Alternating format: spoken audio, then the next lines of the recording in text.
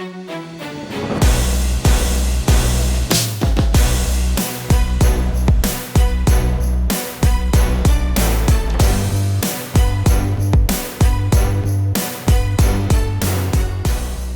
say hindsight is 20/20. Well, what if I told you we are about to drop some massive knowledge on you regarding what not to do in your fitness journey?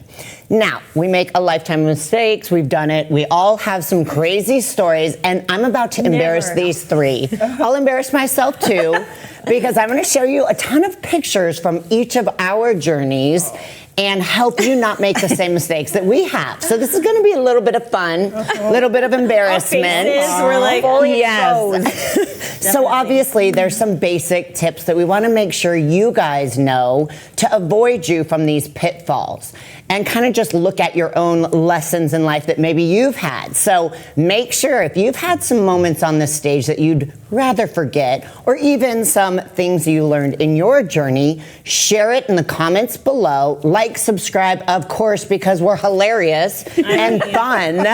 But now that you know that, let's get into the good stuff. So, Camille. Yes, Whitney. Let's start with you.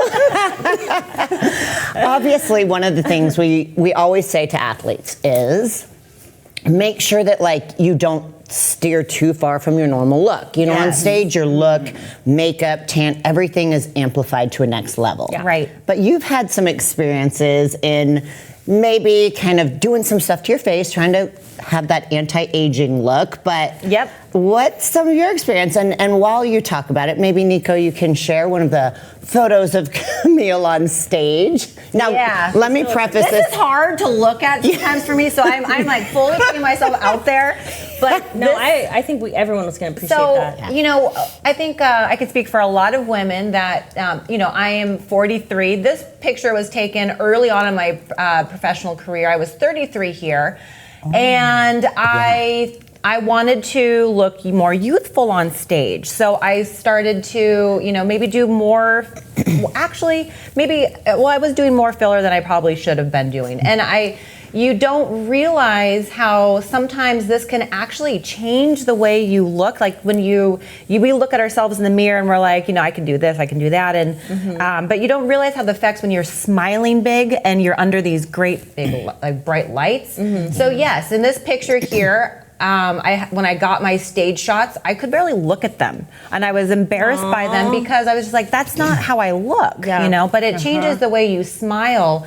So when you're having to smile big on stage, it really changes who you are. So I did, you know, too much Botox, and I also did it around the eyes, and I learned very early on that I cannot do that type of thing around the crow's feet because it makes my cheeks bulge up, and it was hard for me to smile. There's face structure. It's like you have a really tiny face structure. Yeah. So I learned that I cannot do certain things because it would make me look worse or older. And I personally feel like now that you know when I lay off of it and I do the very bare minimum and I don't start to do things that adjust like my smile features, that I look more youthful and I look actually better and more natural. Because that made me feel uncomfortable, and especially after I got my stage shots, I was just like, man, like that's not how I wanted to look. Now I will say, because I have to interrupt you, because when you sent me, and the girls did know some of the photos I'm putting up, so it's not total. I'm not making fun of them by any means. We also did submit some of these to Whitney, so So, but you sent that, and I thought, gosh, I think you look amazing, and you absolutely do. So for viewers out there going, I don't see anything wrong with it. I get what you're thinking, but for Camille, you know what you're normally looking like in your photos, your family, your spouse. So again, when you're so different from the norm, that's where it's like, oh, it is cringy looking at the photos going, what did I do? Well, and when you're competing on the professional stage, it's everything has to be polished and perfect. And the judge, like your smile's important, and the way you smile with the judges. So if they know what you look like. They know what we look like.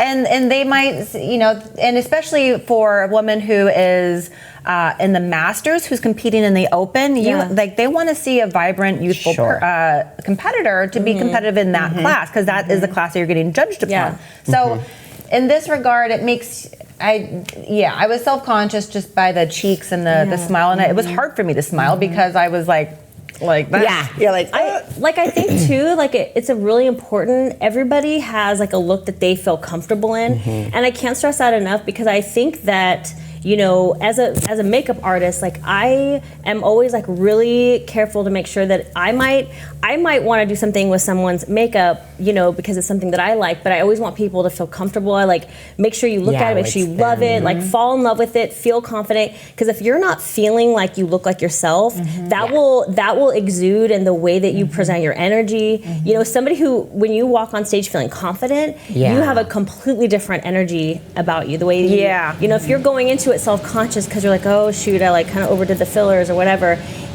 you like hold back in ways you don't even really know. It's like subconscious, you know? For sure. So did you know, like, when did you make the decision, like, before the show to do that? Because it was a week before. That's what I'm saying. It's So a that's week also before, key, 'cause guys. I'm like, I wanted to get ready. the Right. timing, because you got to have that recovery time. Yes, I did it a week before, and it was part of my, like, I'm going to tan and do the exfoliating. I'm going to get my Botox and fillers. Did so I'm someone fresh. recommend that to you, or did you? No, it's just what It was I your own thought. thing, No one recommended it. But after that show, I was just like, okay, that's what I'm not going to do next time. Yes. And So, that's one of the things I find that we always do. We try to fix something that's not broken, and Yes. it's like, That's you our know, biggest- and then yeah. we make that decision too close to competition. Yeah. Not really knowing what the results will be. Yes. Yeah. That's true. That's true.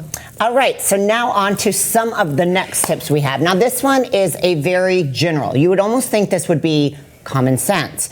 But as a coach myself, several of you have coached athletes, this is something that's really important. Researching a coach and interviewing the coach, as well as maybe some of their clients, is going to help tremendously in your success. You need to find a coach who trains athletes that look like you, your same body type, maybe even your same division. And you also need to listen to your coach. If you're hiring a coach and paying for that advice, you can't listen to all these outside voices that are coming into the gym and offering their free advice. And for you guys who have coached athletes, I don't want to speak for you guys, but have you had clients come to you who had horrible coaching, metabolism's ruined, maybe kind of almost like brainwashed in a way where they were told they didn't have the confidence? What's your experience on people who, or even maybe who never had a coach and just made a lot of mistakes because they tried to do it on their own? I know, like, for example, in my case, when I'm at a show and then I'll have athletes approach me in the female bodybuilding division, and usually they approach after the competition when things aren't going or didn't go the way they want, you know, planned for them to go, and then they want me to work with them. And then I think to myself, you're not really like probably that serious, you know what I mean? Like at the last minute they kind of, and then I check to see if they're going to really follow through. But what I find is that they approach me because it's like, okay, are you going to really listen to what I have to say? And in many cases, sometimes they think, well, Linda, you were so muscular, you were so ripped.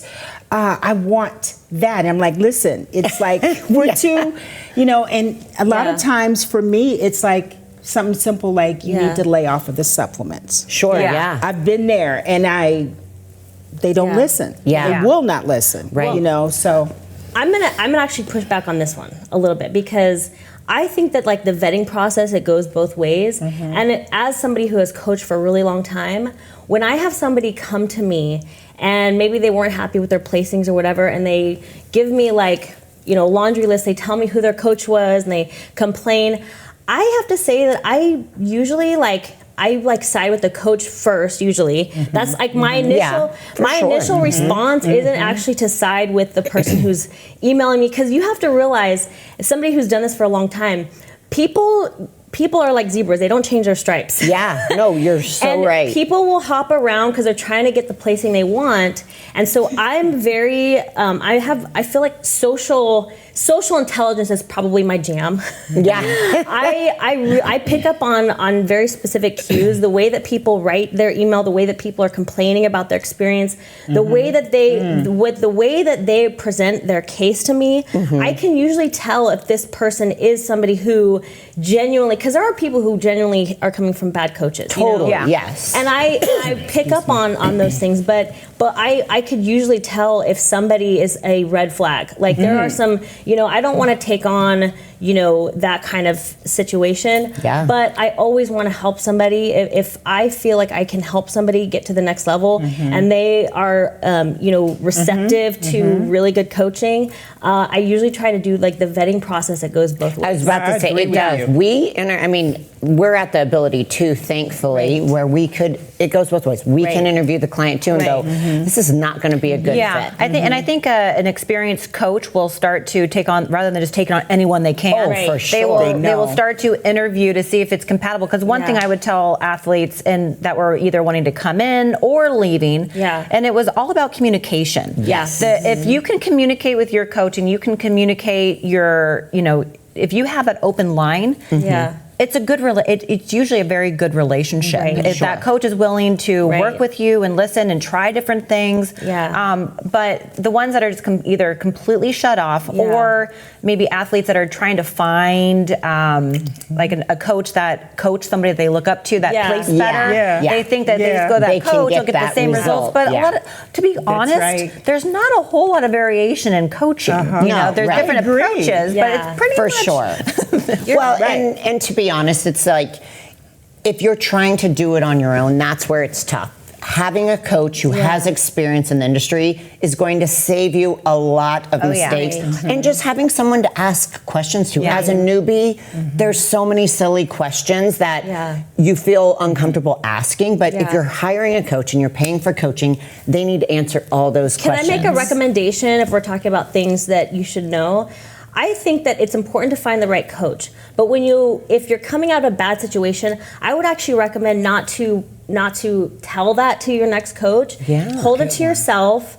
And approach the coach like you're going to them for the first time. Do your research. A lot of times, like my husband and I, we have our Cyber Body Shop Instagram account, and you can see all of our athletes who being super happy with their experience with us, and we love each other, and you can see that bond. So you might be attracted to that. For example, you might be attracted to if you look at your stuff, you see people are really happy with us. Approach that coach like with completely a fresh slate, and don't complain about your previous situation. Eventually, maybe as you get closer with your coach and you start having a good experience, maybe you can talk about some of your experiences. But I would say wait till you get to know that person, because when you come right in just complaining about your previous coach, to coaches that are really experienced who have the ability to we don't want to be involved with that. We're usually going to look at that as a red flag. One interesting tip that I would give to competitors who are looking for a new coach, and that were asking me for coaching advice, I would tell them to go to, find a coach that you're interested in, go to their Instagram page, but and reach out to their athletes, but not the recent athletes, because those athletes are going to have the best opinion. Go back a year or so ago. Oh, there you go. And reach out to some of those athletes and ask them about their experience, because there would be, then you're going to get a more honest and truthful opinion. That's a good one. Agreed. I like that. Check on their turnover rate. And I tell people to do the same thing to me. Absolutely. If you're a good coach, you have nothing to worry about. Right. Yes. I think that when you're an athlete and you want to do well, you want a coach who loves working with you, because you're gonna have the best experience if you're somebody who's enjoyable. So I always go into a situation, I want my presence to be enjoyable. If there's something, that's the best manipulation tactic in a positive way. If you want people to want to be around you, make that your number one goal, to be a great athlete, to work hard, for your coach to look forward to check-ins with you, and then you're going to end up being really successful, and you'll probably form a connection. I know Whitney is best friends with all. I mean, I've seen you backstage, and you look like you're having a party every time. I am. And I mean, I have the best time, and I love when I have athletes I really click with. It is I'll bend over backwards because I have so much fun. I look forward to it so much that I will go out of my way. I'll do the extra mile because I love just the energy, So be somebody who is fun, and you're going to end up having a great experience. Yes. I agree. All right. And then this next one is actually my own personal experience that I wish I would have known how valuable progress pictures were. I can honestly say the first, 6 years in this industry, I never took progress pictures. The only thing I ever have is stage photos, which I'm glad I have that. Oh, I love that picture. So, I mean, this is just a Such a transformation. beautiful physique. But to go from Perfect A to B, I'm like, there were so many other stages. And as an athlete, when we're training all the time, we don't see the changes. Yeah. They're very minute, they're small, but they add up. So for all my clients, you know, obviously I have them send progress pictures. But if you're training on your own, or you don't, you know, say you're one of those that you take your photos and then you send it to your coach and you delete. Don't. You don't have to look at them now. I would have a you'll be library. I know. I wish I would have. Because you can see through the years, okay, great, my legs changed, Yeah. my back, you know, had wider width, my shoulders. There's so much improvement that you make from show to show, from year to year. Yeah. I regret so badly that I don't have all these progress pictures from my early years, especially that's when you do it. In your defense, 2011 did not have the best. We didn't have smartphones were just, True. you know. Yes. So like you're not gonna get a full blown camera. Like it was just different. We still have both. When did you turn pro? 2000. Did I turn pro? Oh no, I did not turn pro at this show. This was my first national show. Okay. Wow. Yeah. Look at your so- quad difference. I haven't you trained did legs. Though. fitness? I have still not trained legs. Seriously? Yeah. Really? I mean, I do. Did you my ever routines, do figure, but I or did don't. you just do fitness? I did one show in figure, Okay. and then I saw the chicks jumping around. I'm like, what are these fun girls doing? I want to heck roll outta with here. them.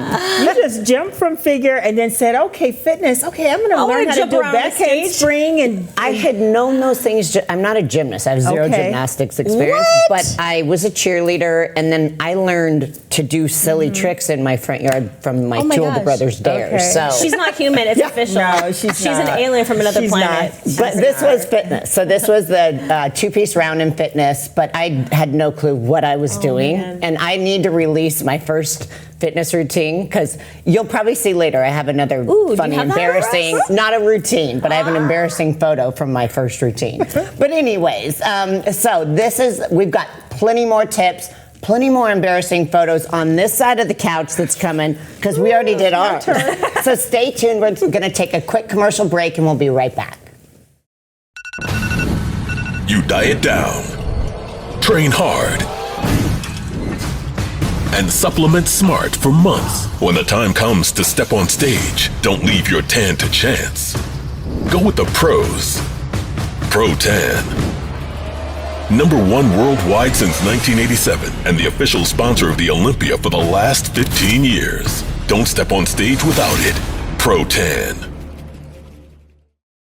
And we're back. Now, tossing to Linda. Your turn. Linda's in the hot seat here. Now, you had mentioned earlier, don't fix it if it's not broke. That's correct. You learned this because obviously as athletes, we are always trying to perfect our look. So why don't you share with us what you learned about perfecting your look? yes. Well, what I learned is first of all, it's Oh, she looks so Yeah, perfect. yeah. that's though. funny, right? I love it. Every time I see these I'll take that. pictures, Funny. I literally cringe. Like, But is yeah. that a Borat suit? I believe so. Yes. Looks like it, right? That's amazing. I would totally And rock that. Yeah, I would love to go We need back to bring and- these I'm sure styles it back. still exists. I'm sure I still have it somewhere. Oh, that is another Linda. episode. We need to Oh, bring our Linda. worst stage outfits to one time. You have like 8 weeks to prep. Okay. Yeah. And that's when we would wear that was the G-string, and that was common to just Yeah. take pics and work out in the work out in the gym, but do photo shoots. Yeah. Yes. Like that. Yeah. So in this picture, I mean, like, there's so much that goes through my head. This is right before I turned pro. 1989, winning the NPC Junior Nationals, and there are a couple things I see. First of all, like my hair. I did not wear big hair. And, it was one of those things where when you diet down each time, you're trying to hide stuff, kind Yeah. of. Like, Yeah. I was starting to feel more, like, insecure, or Yeah. I wanted to be, like, more feminine or something. I was Yeah. trying to hide. Yeah. So I have this big hair. I wore big hair in 89. in 90 and 91, and then you see me make that shift in Yes. 92. Yeah. So there I am again. Doesn't even with look the hair. like you. No, not at all. And there's a couple things like so in my like perfecting and looking at, like, I was fine with my physique and everything, but there I have on clear braces because I had an overbite. So like right now my face is full, right? Right. Because it's been like 5 years since I've gone back Yeah, and forth yeah. through that serious kind of type diet, or longer than that. Yeah. But it makes such a big difference in the structure of your face because Yes. you Yeah. can see your skeleton. You know, I have Yeah. big cheekbones. The diet and face. We all hate that. Which is why I think I was adding more and more fillers Yeah. at the very, Yeah. which is that picture we showed earlier, because your face is so sunken in, you don't recognize Yeah, yourself. you're like, I want myself back. Yeah, Yeah. yeah. And also, I did not really understand tanning from a place of being a black woman, dark skin. Yeah. Tanning's important. So I knew tanning was important. However, I would tan everything. Like, my face, yeah. was just as dark Yeah, as my yeah, body. Oh, Yeah. yeah. And people don't understand, like, the importance Yeah, your of eyes are needs just in to a be a little shadow. bit. You need it like a couple shades lighter. They A couple say two shades shades lighter. lighter. Your face for females should always be 2 shades lighter. That's right. Because then your face looks ripped. So my Yes. face is looking more ripped.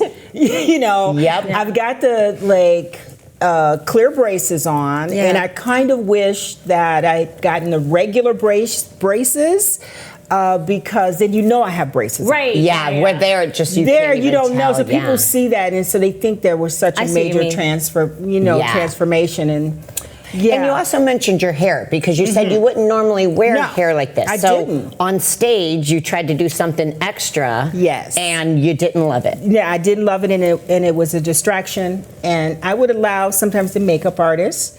They would say, "You always, because they would see me. You always wear your hair back. Like, Yeah, let's you do should wear something your different." Let's do something different." And Did you feel like yourself when you first saw it? Were you like, oh, I don't really like it, but I guess I'll just wear it anyway? Yeah, I'll 'Cause just roll with it. Yeah. And trying I've- to not get stressed about Right, it. I'll but just yeah. roll with it. That happens. So I've had people in my chair because I do hair and makeup, and I've fixed their hair and makeup, and I'm like, do you love it? And like, they're like, well, I don't know, but what do you think? Like, they want to trust me. I'm like, no, I want you to love it. You know what I Yeah. mean? And sometimes I need to totally like change it up because they don't feel like themselves, and it's something I love. But then if they walk out and they're just trusting me, I think. And then they go and fix it, and they're like, "Gosh, I just paid all this money." Yeah, You're like, exactly. "Speak I don't up." want them to leave until Yeah. they, because that's important. If you're leaving, Yeah. if someone does your hair and it doesn't feel like they're subconsciously, you're just Well, not on feeling stage, it. it's all you're. comfortable. That's on stage. It's all you're thinking about Yeah. is like, I don't don't feel feel like like yourself. and You have to love and then you're what not you feel like. confident. Yeah. Yeah. For So I sure. had to get the hair, the tanning, and then I made some other changes that I feel like it was worth it. Yeah. We could talk about that later. Cosmetic surgery, Yeah, type okay. things that really did help because when we Okay. diet down, Yeah. So I had my nose done in 1991. Okay. And then when the braces, Your when nose they is were amazing. off, Yeah. Oh, thank you. I didn't know that. But I Yeah, always my stare at your nose, yeah. nose. Like, Naturally. And it would, I didn't and it either. seemed, and I it like seemed it. like what was happening is like when you diet and you lose weight in certain face Yeah. areas of the face, then it made others like pronounced. So I was just like, I never thought yes. I needed something done as far as like my mouth and my overbite. That didn't really show up until I diet down Until and you lose dieted. all that weight in here. And Yeah. You look so Yeah. natural. Wow. Yeah. Yep. It's crazy how you look younger now than you did. I back know. then. That's which That's is the thing amazing. with fat. That's what fat, Teach what us it your means. secrets. It's there. Right? Yeah. Yeah. We need an episode on Linda's secrets Oh, God. to looking young. Oh, my, that will be a whole episode all by itself. Yeah, that's sweet. And then the next is obviously it kind of goes back to the coaching because you guys see this in our industry, whether it's friends, clients, extremes aren't necessary. And if you're a first-time competitor, most athletes think, to get stage ready, I need to starve and I need to do hours of cardio. So whether you're coaching yourself or you are following the advice of a coach, if you feel that it's extreme, it probably is. And there are shows year round. I mean, our industry, there's shows literally every weekend, in all parts of the world now. So there's always an option. If you're having to go to extremes to get stage ready, push it back, do it the healthy way, because you will have problems. You could have health complications, you could have metabolic damage. Yeah. And The shows are always there. The shows are always there. Yeah. Yes. Have you guys had some clients or even friends in the industry that you've seen that have gone to drastic extremes where they had to spend years trying to rehab their bodies? Well, I would say, so for me, I am literally the same exact weight off season as I am on stage, but my body composition changes. I'm the same way. Because when you're consistent for a long period of time, your body has a set point. And the body's a miraculous thing in that way, in that when you are at a healthy weight, even if you change your body around, it's like your body wants to stay at this set point, and it will completely change its structure but maintain in the set point. So with that said, I would say that like at 12 weeks out, somebody needs to pretty much be at an ideal body weight. I never want to take anyone who wants to use a contest prep as a weight loss, right? If somebody has to lose like 30 plus pounds and they're like, oh yeah, I wanted to do the show, it's like 6 weeks out. And it's like, you have like 30 pounds. I'm totally fine with eating iceberg lettuce every day. I'm gonna be honest, I'm a fitness professional. I will be honest that somebody needs to lose 30 pounds to be healthy. But I will not say that it's healthy to do it and get on stage in a matter of like 6 weeks. So like for me, it's like so many people have come to us and they insist they want to do a show, and we'll put them on an off-season program for 12 weeks. Say, let's see what happens, let's see how it goes. Let's get you at a healthy place before we even, and I've had people that maintain in like the off-season for like years before they finally, they get it together, and I will take as long as it takes. Like you don't have to be on anybody else's journey, anybody else's timeline. It could be 5 years before like something clicks in you and all of a sudden you're ready to start a contest prep. But if you go to a good coach, they're not gonna take your money and let you lose a bunch of weight in a short period of time. They're gonna have your best interest in mind. And if you don't hear somebody say, look, you have like 30 pounds to lose, we need to start you with an off-season program, you should probably look for a different coach. Because that's honestly, I think that's really important. Yes, you know what I mean? I absolutely agree. I think Whitney, I think we've all kind of agreed that we maintain a similar weight to our off season versus our on season. Yeah. I don't think that majority of people do have that. I think it's also our genetics. Yeah. Yes. And I think that I just completely lost my train of thought there.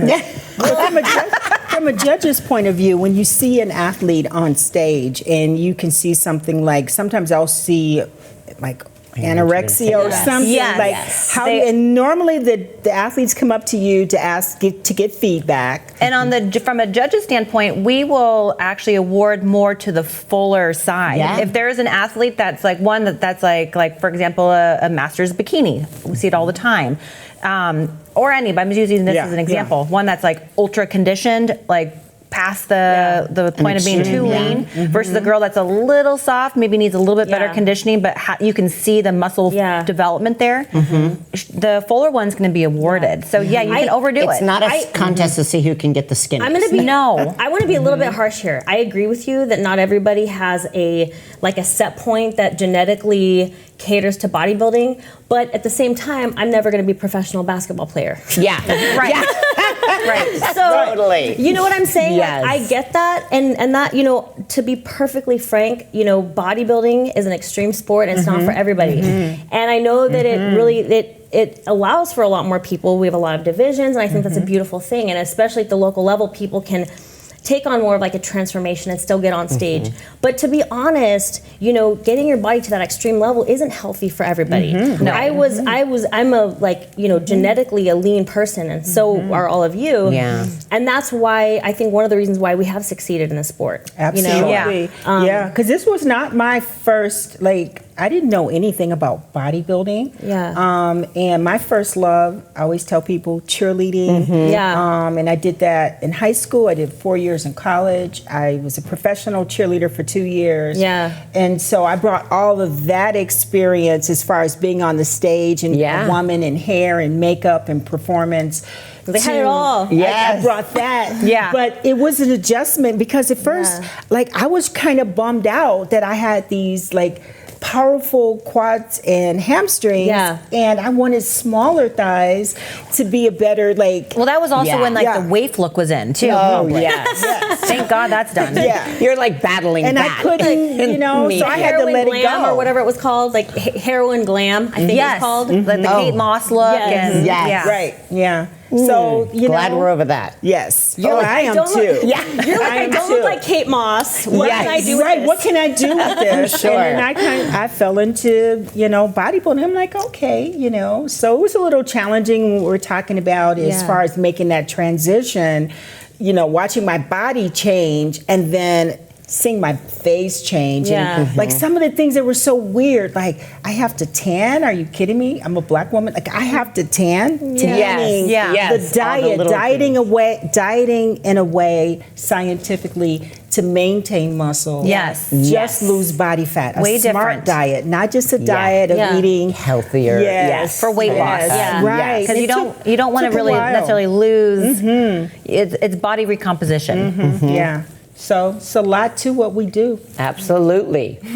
Now, more tips. We've got one regarding listening to your body. This industry, with how hard we push in the gym, there are plenty of times that injuries happen. If you can avoid it, I think we've come so far in regards to body work and, you know, using all the different tools that are out there now to keep our bodies healthy, warm up, recovery afterwards. I will throw myself out there and say, I didn't realize how important it was and how, Oh my goodness, for Wendy. us, like I've experienced plenty of injuries. Again, my division is a little more extreme, but there are times that and this is one example, I tore my ACL, my With a MCL. smile on her face. Yeah, this was post-surgery, you know. She's still posing. Yeah. But I'll tell you, this injury was avoidable. And it was avoidable because I did You were not. twerking in a handstand on set at Femplex Friday. It was not that exciting, I wish, right? But honestly, and tell me if you guys have ever experienced this. Before an injury where you get, I always call it my warning shot. Yeah. And it's like, ooh, that felt weird. Right before I was doing this backflip, and I got my warning shot, and I thought, that didn't feel right. I kind of landed funky. What did I do? I did not listen to my body. Oh, no. Yeah. I went, let me try that again. For me, it was I never did that in like weight training, but snowboarding. It was that final run. I Yes. got one more in the tank, and Yep. I was like goofy off the mountaintop and landed on my chest. Like you were trying to be Popped goofy? the boob. You popped the boob. I know you said you let Cracked in your a rib. chest. Oh, wow. Hey, when was this? Right before I started competing. Oh my gosh. Ow. Ooh. Yes. So it was that my body was like, you're tired, but it's like Yes. one more run. You've got to listen. I can't stress it enough. And if you have something, you know, when you're lifting and you feel something pull and you're like, oh, that felt weird. You've got to take a step back, shut it down. Yeah. Our bodies are tight. We may have old injuries. You've got to pay attention. I mean, this was an avoidable injury, and I wish I would have listened to my body. And I didn't. But the good thing is you're listening to us. Yeah. And we're going to take a quick break because we're coming right back with more tips, which I know you're going to want to listen to those too. People always ask how I got here. I was willing to work just a little harder than everyone else. Every damn day. If I can have hundreds of hours back, you know I'm gonna grab them. Spending hours prepping chicken, rice, and vegetables, F that. I rely on perfect nutrition. I rely on Trifecta. All right, we're having way too much fun on the show and during the break. So hopefully you are as well. And again, hopefully you have subscribed. You've got to share your comments of things that you have learned throughout your journey and things you wish you would have known. Or questions about it. Questions for sure. Because again, we're here as a resource for you. Now, posing. Yeah. It is crucial in your success as an athlete on the stage. It's just as important as working out in the gym. Now, a lot of people overpose. Yeah. Wendy You overpose. to learn how to underpose. Yeah. And please share with us what that means. That's a Okay. good one. So here's the thing, and I think that a lot of people, when they start the sport, okay, you only know where you're at relative to everybody else, you know. And for me, when I started competing, I started going to nationals. I'm an A class competitor. I'm 5 feet tall, okay, and I had to compete in the 5'1" and under category, and for whatever reason, the way my structure is, everybody would always like look online at the photos and be like, that girl's in the wrong class. Like, my husband says it's because I have a small head. I don't know. I'm like, everyone thinks I'm taller than I am, and I'm like, why? And Matt says, because you have a small head. And I'm like, okay, you know, I thought that was a bad thing, but now there's this app where people are shrinking their never heads. think of that. So I think that maybe it's a good thing. way. And now everyone's shrinking their heads now. Oh, wow. So I guess it's a good. It makes you look taller, I guess. But I really was like the biggest one in the A class at all the national shows. And even though that helps me now, and actually I'm one of the smallest ones on stage now. Yeah. At the time, it was really discouraging because I didn't know if I was ever going to get my pro card. I got my pro card on my 5th attempt, and I always held back so much. And I guess more so, like, this isn't really my specific thing that I wish that I would be able to tell somebody, but like, I just wish I could go back in time after everything I've been through and reassure myself, because sometimes when you're in the moment and you want to give up, it's like the next door that might be the one that's open for you. And I think that you have to imagine yourself in the future, your future self. What would your future self tell you when you feel discouraged and you feel like, you know, every door is closing on you? You imagine something like what happened to me, where when I was in the A class and I was being told that I was too muscular and I was too big and I had to like downsize and hold back. I went for like a whole year without even lifting weights. I would go do a little bit of pump and then I'd hit cardio, and they were like, no more muscle, no more muscle. And then I'd get on stage and I would just like barely pose. Yeah, this is you not posing, which is, can I borrow that? Because I was the overposer. Oh my God. Wow. I'm like I would look at a weight and like genetically we all have our things. Mine is like my body just like muscle is just boom. So now it's funny because even all through my pro career, they kept telling me too much muscle, too much muscle. It wasn't until like a couple years ago, all of a sudden they're like, you're too small. You need to build muscle. I'm like, wait, okay, give me a little time. I got this. And so I spent the last like year or so just working on building muscle, and I hit the stage and I had way more muscle this year because now I'm finally having fun training. Yes, now you can actually train. This was me the majority of my career. Like, that's you on the far right. Yes. Yeah. And you are just literally standing there. Yes. Yeah. And I know two of the athletes, I'm like, I know they are posing. They're posing. And I you're was just like, yeah, oh my I'm God, you naturally guys, like this. Just tell me I'm too big. Yeah. So when I trying was to make yourself smaller. Yes. I was told the same thing for a long period of time. I was too hard and too muscular, and to maybe start going into figure. But I wanted to stay in bikini, so I had to downplay my poses, and it was really hard to do. Yeah. But then there was a period where the look started to shift. Yes. And then I was being awarded for it, and then it was coming fuller. But one thing I would tell athletes, and because I realized it, was you keep doing what works for your body type and your look, because it will be awarded. Maybe it's not right now, but just continue doing what you're doing, perfecting your look, what looks best on you, and it will be awarded eventually. I want to finish with this story, and this is going to give you guys chills because it gives me chills every time I say it. So I was in the A class for 5 years. For 5 tries, I tried to And NPC. In NPC, I tried getting my pro card. I went, 5 times. On my 5th one, it was the USA Championships in 2011, okay? And I won my class, and I already had my pro card. And for the first time, okay, the overall, I remember going on that stage, and I was like, I want to win this whole show. And for the first time, I went, bam! Yes, I was there. Let's spread. I just went for it, and they moved me right to the middle. Yep. And then I just got chills. Really? Oh my gosh. I was there at the show. That was the first time I knew who Wendy Fortino was. way. Yeah, I just got chills. I remember that being like, whoa, who is this girl? I almost gave up. So like 3 weeks before that, I got 4th place at Universe. Same thing, holding back, and I almost was like, you know what, maybe this isn't my thing. I was like, no, you know man. what, I got more in the tank. I'm gonna do this at the USA. I'm gonna do it. I love and it. so Yeah. that first time I got to go on stage, and all these girls were way taller than me, and I was just like, yes, You got to be bam, and I just you. went for it, and it was the best feeling ever. And I'll never It's forget that. confidence. Yeah. When you're Totally. having to downplay your physique, you're kind of just feeling like super self-conscious. Yeah. As soon as you start just being like, this is who I am, Yep. and I'm proud of it.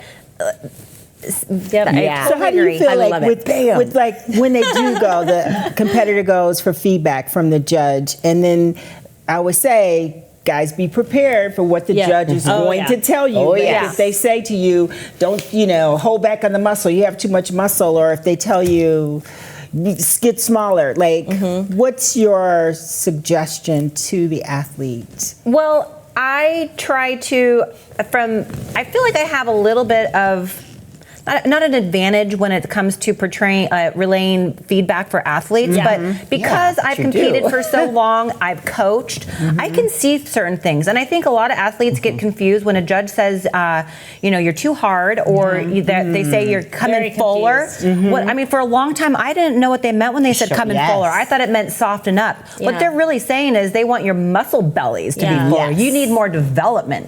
Or if maybe they're not soft, maybe Yeah. they're flat, maybe Yeah. maybe they Their diet. or maybe that they're what they ate that night before and leading up to it, they kind of spilled over and they were, so it's not like come in, lose 5 pounds, to come in 5 pounds tighter, which Yeah. sometimes they get, which is okay. Yeah.